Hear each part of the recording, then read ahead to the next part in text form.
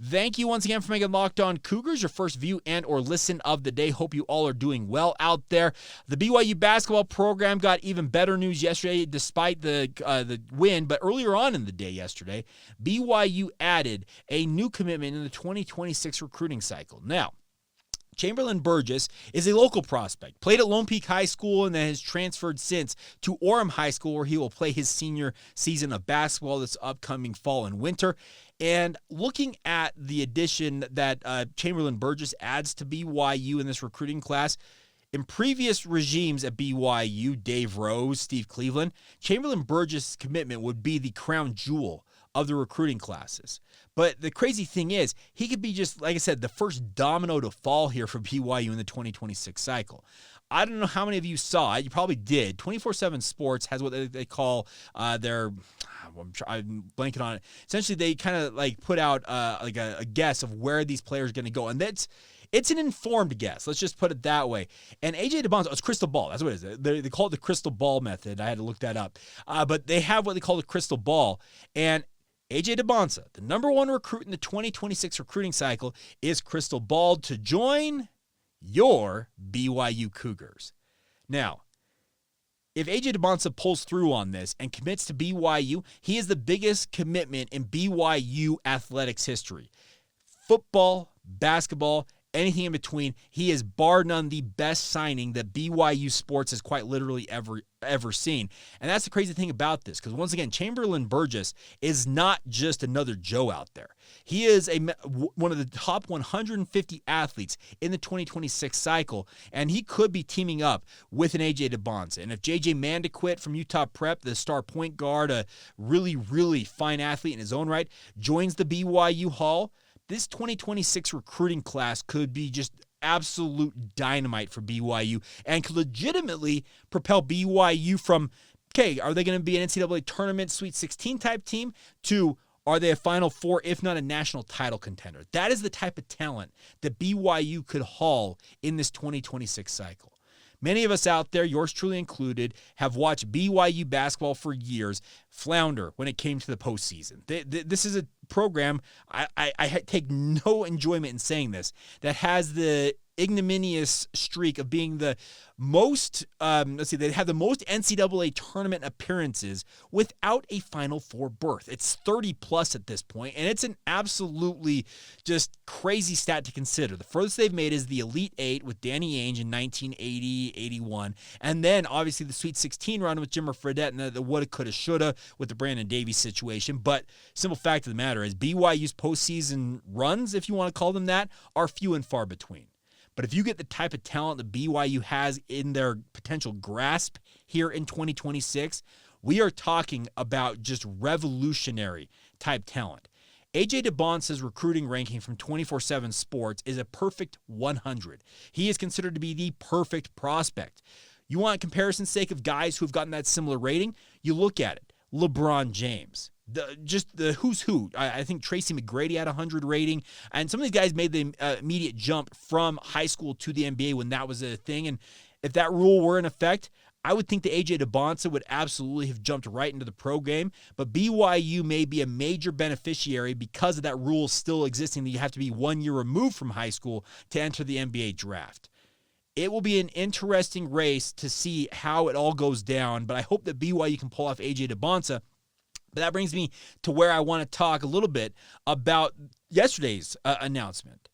Chamberlain Burgess is no slouch. He is absolutely a great athlete, and the best part is he's a BYU legacy. His dad is Sam Burgess. His mom played for BYU women's basketball as well, so he comes from a BYU family. Oh, and that last name, it should sound familiar because, yeah, Chris, his uncle, who's an assistant on the BYU men's basketball staff, yeah, he obviously played a role in this recruitment. It came down to, according to what I read/heard, Illinois and BYU for Chamberlain were the two finalists for this. And when you announce that BYU and you're a legacy like BYU is for a kid like Chamberlain Burgess, I looked at it and said, okay, if BYU doesn't win this recruiting battle, I will be absolutely floored, and they ultimately pulled it off in the end. The one thing about Chamberlain is he's a four-star athlete. Big body, 6'9", power forward type. Think of, I guess on this year's team for BYU, I would look at what Brody Kozlowski is likely to be for BYU. Now, Brody, I think, checks in at 6'7", but he plays that 4 position, the power forward, and has the ability to play inside out. Same thing with Chamberlain Burgess. Uses his size to his advantage at the high school level to overpower guys on the interior. But if he has to step out and shoot an outside shot, he's got an adept stroke from that.